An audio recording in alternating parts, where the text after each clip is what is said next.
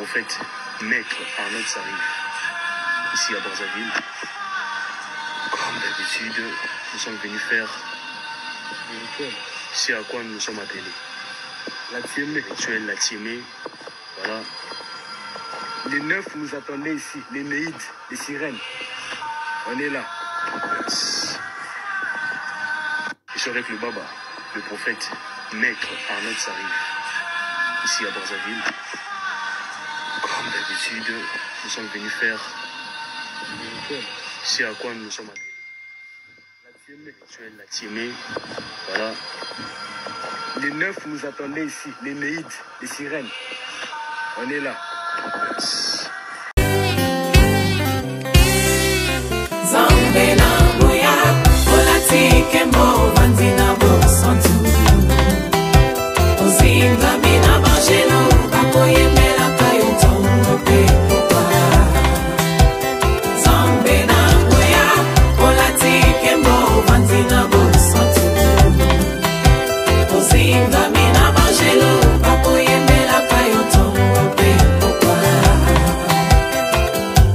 MDG TV, une chaîne Went pour la cause de Christ. Mafuta Yasika, Mafuta Yasika, Mafuta Yasika.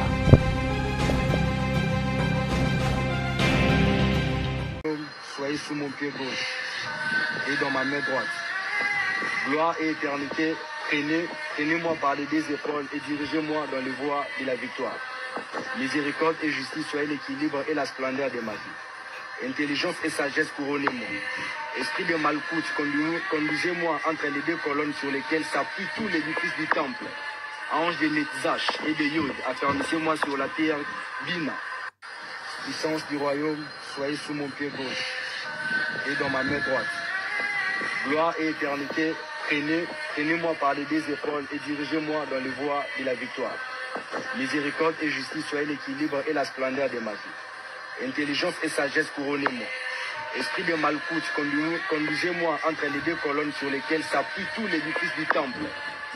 Moto bandi MDG TV mafuta sikanza mapambolela ngai bino bandeko ba bolingo et tous les sosolelo ko continuer ko pesa bino ba nouvelle ko sala ba analyse par rapport ya nyonso koleka ezoleka na mokili ya bato na réseaux sociaux et ko édifier peuple de Dieu pe ko avertir ko bana bali ke te boke bano vivant les temps de la fin bandeko ya ko bomba mate quand on a mission na bino elo oka moizate Bible Matthieu 24 ici le baki on na mikolo ya suka et bafo bakobima ebele bandeko na ngai et lelo oyo bomoni bandeko pe bokomona et nini koleka na milieu ya infiltration ndenge eza makasi na milieu ya église ya ona oloba na bandeko oyo bafingaka basali ya nzambe bafingaka l'église de Dieu, le christianisme, et vous êtes juste ignorant parce que tout le monde n'est pas serviteur de Dieu. Par exemple, ce petit, en quoi il est serviteur de Dieu? De bana moko oyo baena mokili ya bato et oleba luka na maela bomoto pe na kasi na makasi ya mokimobali bamoni ke niveau ya facilité ko zombo eza peut-être que ya olata kombo Yesu et pe na kosala ba manslaughter oyo barata mondele et ke ko simbela on simba parce que elo ozo pesa mbongo eza prophétie tant yo sakola et balinga koyoka biloko wana bible ezoloba na tango asuka bat ba supporter sur sainte doctrine était mais ba ozana démangeuseur oyoka mambo ko sala bango et diki ba ozana posa koyoka mambo bango bazo sepela nango et non nzamba lingi ba yoka yango bandeko na ngai bato bazo supporter lilo basusu te so boyebo teyi bato et ba principe ya christianisme to ya bonzambe oyo te ya bato ke nzamba za nzambe ya ba principe il faut ko bima na désordre na bosoto na masumu na nyonso oyo ezali négatif to pe ya mabezo honorer nzambe te ko s'attacher na vérité ko banga ye nde lipamboli oza partage na yo Il faut autant la Bible selon Josué 1:8 pe ko tiango na misala. Et na temps convenable on nzamba bongisa ki parce que la Bible le Dieu fait toutes choses bonnes, belles en son temps. Nzamba kolega na pesa yo par na yo. Non, batu balingi bongo te. Batu balingi évangile ya lelo. Obuki oloni lelo buki lelo ole lelo. Bande ko Bible zolo ba même nati raison enseigner binote. Omona wapi. Oloni lide sous lelo, olingo buka pe karamade sous lelo, olia lelo, omona wapi. Oloni masangu lelo, obuka ngo lelo, olia lelo, bandeko omona wapi. Malheureusement, elo wat balingi yango wana est tellement facilité, to pe raccourci yango et ezali oyo monde ezo proposer bango nde bakeko kota kuna bandeko na ngai somo mawa kokamwa ndeko aza clair alobi ke bakei ko kutana na ba sirene ba prophétie oyo boko monaka prophète localise moi na ba panel ya ba TikTok partout ezalaka ba esprit des eaux milimo ya ba sirene ba prophétisaka diable pas prophétisaka ba pesa bisakoli ba pesa pe ba parole à connaissance ba yeba makambo parce que ce sont des esprits azara limité te esprit azalo rola ngana yote mawa mingi pona bato bazoki ne kopesa matoi na bato motindo boy mwana oyo mutasaki mission na avatar wa lobaki ke e o ayaki soit disant za prophète o avatar akomisaki baba soit disant bota lelo misale bimeli banado azana e disciple avatar a initia akosala misala ya tata na ye satana alobi bien ba yekosala c'est à quoi ils sont appelés do bango ba bengami na mokilo ya bato po basala ba maambo lobi kake ko beta ye après bato bakoya koloba bilobela namoni mosala nzambe moko na TikTok azokata sonete alobi 3 liwa elandani liwa ya musulman mo akufi na kati ya temple abane kosalisa mutu confession nzoka ne mutu wana zayi mutu mabe ya tubi embeli apesi liwa Yang B jeune musicien mo autokufa mikolo na este na Kivu comme ça ukindo alala yika akufi mo na tiré la kufi na liwa ya prophète akufi na ngomba alobi ba musulman balobi o bango za héros et musicien wana pa akufi batu ba honorer liwa na ye balobi ba ko koloba mais malheureusement prophète akufi ba chrétien bazo ko critiquer mais il faut kozala na ebité il faut kozala vraiment dépourvu de sens pour na koloba biloko motindo boye et puis mutalo ba bongo mibenga mosala nzambe tant to mona ba pratique ya mabe ozo ko honorer te faut to arrêter ko beta maboko to loba ke il était de notre non jamais na sainte doctrine na Bible biloko oyo prophète wana bande ko sala biso to yebi yango Bible zo ko enseigner biso yango te et du coup tokoki jamais ko ya ko kumisa yango parce que eza makambo ya mabe bande wona ngai bota bisika mokile zo kende. Le prophète qui est mort, je crois vous avoir dit ba biloko ba posta chaki na nini na comment on appelle ça na nini na Facebook na ye. Le celui qui va comprendre mais plus grave moi je vous dirais bande ko famille na ye bazo kamwa ki azala ki prophète bosi bomona makambo ya kokamu ya somo baningane bazo kamwa master na bango azaki prophète te babane ko travailler ensemble en église moko kombo kimingai et du coup un moment de ko bane ko sala box parce que fallait ba travailler na sécurité ya église et na vie normale bonde ko azaki peintre na no cha mo ba peinture na en fait faut mona kenon de ko azaki na qui cherche ako luka ko simba na nyonso touche à tout ameka luka vi azora moi kwanga azora moi lipa nzoka nde secrètement azala pe na ministère père spirituel a yebité azala na ministère na ye akena ko kota bisiko akena ko kota sala wa akena ko sala comme prophète donc famille bazo ka moi na réseaux sociaux ndeni bazo benga mona na bango prophète bango ba yebi makambo na te siko biloko bongo bandeko photo apprécier to betela yango maboko que non il était les nôtres des nôtres bandeko nanga na loba nini to lobara déjà belé par rapport à bamakambo mes frères et sœurs to lobara déjà belé par rapport à bamakambo yo nzamba songa biso tambona mokilo mona makambo mwana moke komona ina même pas 30 ans même oyo soki pe nganga na yesu ki nani soki pe yende guide na ye na yebité spirituel Alléluia. Bana vite, bana vi mulaite. Et ya maona passe ba okufa babola. Nde bazana olandela ba futila na banda ba vande pa ba parents. Plus grave oka batamusu ba futila mo ba chambre. Bazana le côté. Ba vie a lolenga boye. Bible zolo bana tango asuka. Mingi ba rotika sainte doctrine pona ko s'attacher na ba doctrine des démons. Yango ba doctrine ya ba démons. Ko invoquer ba esprit des eaux. Ba ko rendre service. Et pourtant les vitiques ezo pekisa makambo yo. Na basinga ba rouge na maboko. Les petits là banda ko prophétiser na mouchoir rouge na loboko. Je crois na otela bino image wana na suka. Et ama mingi eza passé. Les prophéties ne sauvent pas. Les prophéties ne sauvent pas. C'est la repentance qui sauve. Abandon ya ba œuvre morte. Ba ya marambo ezali charnel. Ko s'attacher na marambo ezali spirituel to pe ya nzambe.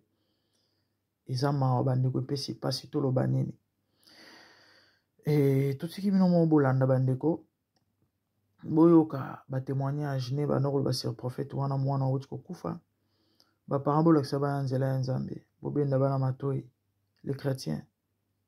Bolinga enseignement. On a koyi ko chité nango eza ko yebisa bino ke attachez-vous à l'enseignement. À la bonne prédication. Enseignement de mutemema mutna maturité. Bible zolo aussi longtemps qu'héritier aza mwana a kesenite na esclave. Maturité.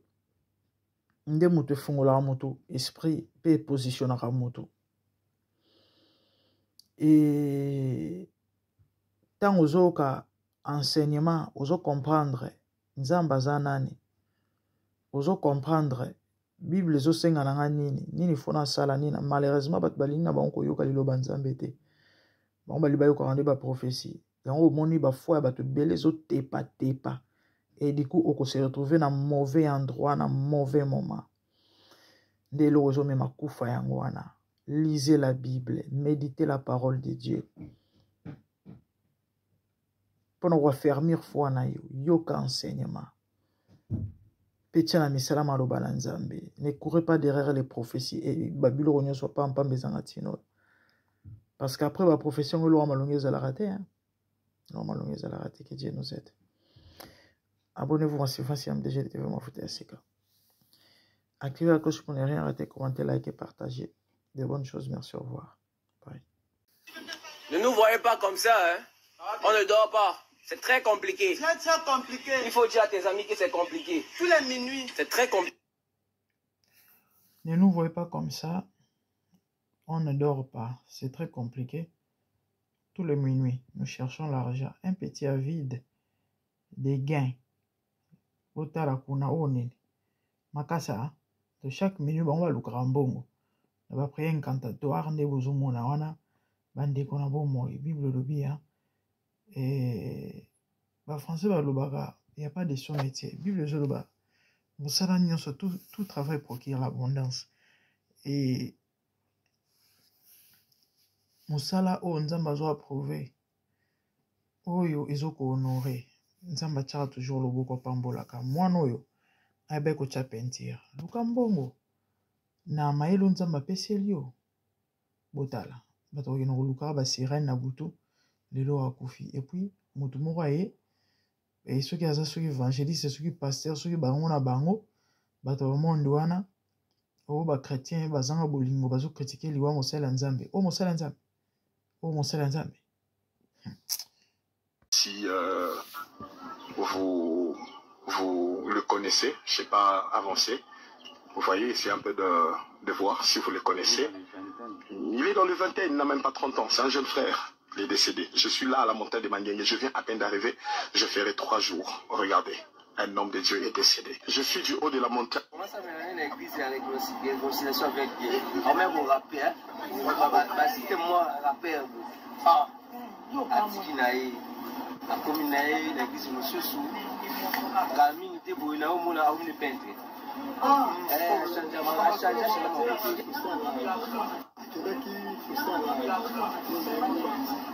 napenda koyeba ye etaki prophète Moïse. Ah, donc il pas dans les donc il nous razaka boxeur moi na fait. Moïse la calme respect symbolique d'accord. Des fois na keda ko donc c'est Moïse pose peut va balé dans belé. Tu coup comme aussi professeur d'Addison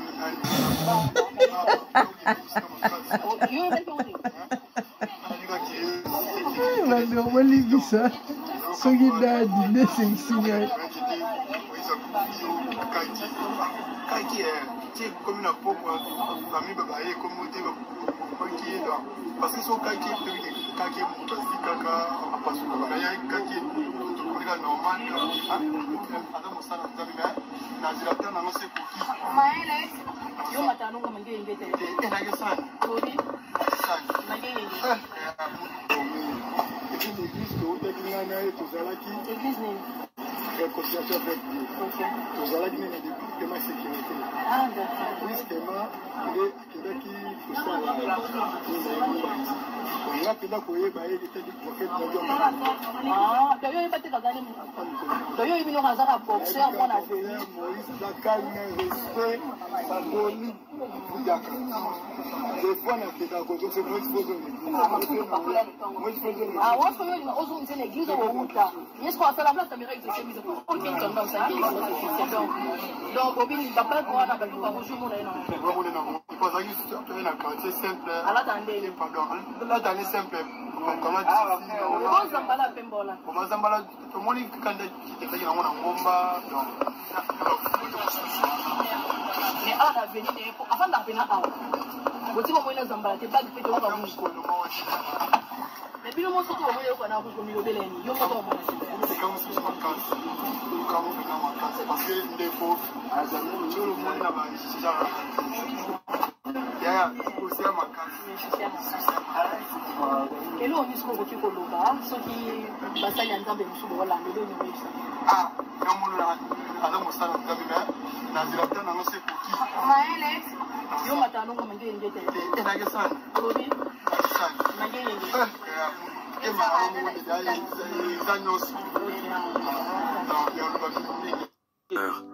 Tu ne vivras pas ta vie pour plaire à quelqu'un d'autre que Dieu. Ce n'est pas tous ceux qui prennent de tes nouvelles qui se soucient de toi. Si tu savais à quelle vitesse les gens t'oublient quand tu meurs, tu ne vivras pas ta vie pour plaire à quelqu'un d'autre que Dieu. Ce n'est pas tous ceux qui prennent de tes nouvelles qui se soucient de toi. Donc là, c'est dans son église. Vous avez vu que les gens... Et la famille, c'était ça. Je crois que Bolandi na boke bine baninga bazo témoigner. Awa na kati ya bord na yo akriaki nde ba konde ba benga ngo bord do église na ye. Awa za ko pesa ba prophétie. Aza ko biko la bo ba ser bazo lela. Na nini na kitende na rouge ce qui foulard. Mouchoir rouge za na mouchoir rouge chaque fois qu'il prophétisait aux disciples. Et awa no bébé bandele mouvement ezala na no mondenge moi genre faible commencement.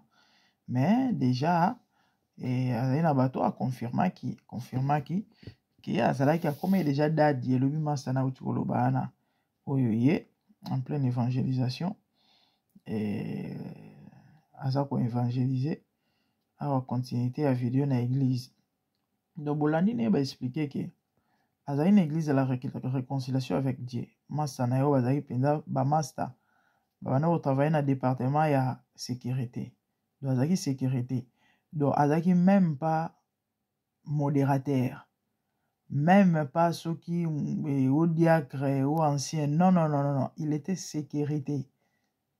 Donc ando sa sécurité et nakati kutu ya masolo ya église nini makambo ya évangélisation pasteur nini moi comme ma bible non ezalaki te ye du coup na ndenge alongwaki na ye déjà abandaka déjà moi kosangisa bato na ndenge na ye domasane e abandaki kutu kolinga azongisa ye ndenge mo akuti koexplike wana ke ntango asangisi babato masolo oyo mopesa ti na ndenge atiaka poa. Kuna déjà borne vandi donc moi continuer la réconciliation avec Dieu zate. Kuna bandi borne na ndenge na awa évangélisation na cadre grand ndenge ezala pour mouvement et mata tout ça Et puis déjà bon monde ba image azopesa ba bisakoli awa certainement azobeta banzondo ya balabala siko ndenge ezalaka kaka. Que Dieu nous aide, hein. Franchement, cette génération n'habite malgré tout ça, on dirait tout bazo comprendre était tel bangote, hein. Bota la prophète ou mususu o ya mwana to ko laksebino ya pemba ke rosolana ba sirène. Na tshela bino ba photo bo mona ye na ndenge na kata temple na ye apelisaka ba bougie et a invokara ba esprit. A toujours Moïse on est na landaki yango et azoloba na bo sauf que ça la musique, hein. Aloba na mwana mbali oyo azomona na ndako na ye bomonde azobaluka na azopesa explication ya chambre na ye na kata ndako na yo so okoti nazomona chambre no eza boye mbetu no eza place boye kasi biloko bango bakoluka yango na baprécision babiloko bageographe babetaka na bajoel yango bolanda live obea na je te vois oza na Haïti nazomona porte mwa monene place wana eza mosala na ngai namona na kata ndako nazomona na sambe ya kusia na otya bible wana omona kwen kuna mbongo moko eza wana nde biloko bango balingi yango wana eyeba komena badimension opesa baexplication baprécision et tout ça. Donc awa na bord na ye système ka déjà bomona ekote na mosusu ezalaki vide asiko déjà mwa tente mwa drap mwa soki mwa elamba likolo mpona koprotege na mwa moi et puis bacolonne tout ça malembe sikoyo etant peintre donc batémoignage boyoki wana ezalaki ya lokuta te awa etant peintre azokotya peinture. En fait c'était un garçon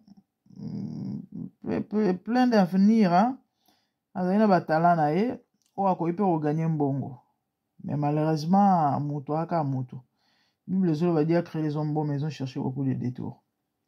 Avec ça tu peux aussi te faire de l'argent. Il avait pas mal de talents et azaki jeune moko ambitieux azaki Seigneur nangaye eza pasi eza mako que Dieu nous aide, nazosanga na maloba mais bon c'est ça la vie, bao batikali bazwa leçon so baoyoka nzambe ozwa lokumu so baoyoka pe te les conséquences du péché c'est la mort. Que dire lelo ndekoki ya fleur d'âge mwana mokie asali ata vie te nandimi kuta atikaki ata mwana ndimi kuta abotaki ata ministère prophétique moto wana nyonso wana ba intimidation pour bangisa nani nayebi te. Que Dieu nous aide. Babiloko na bango bakokoma kolinga yango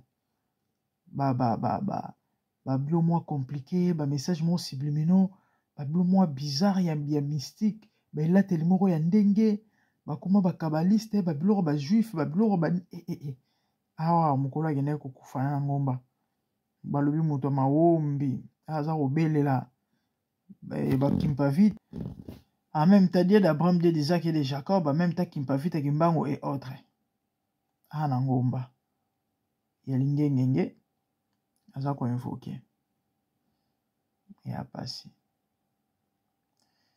eza mawa. Donc le petit s'est sacrifié à fond parce qu'il y a un objectif moi on a atteindre mouchoir né appelé ya rouge na loboko.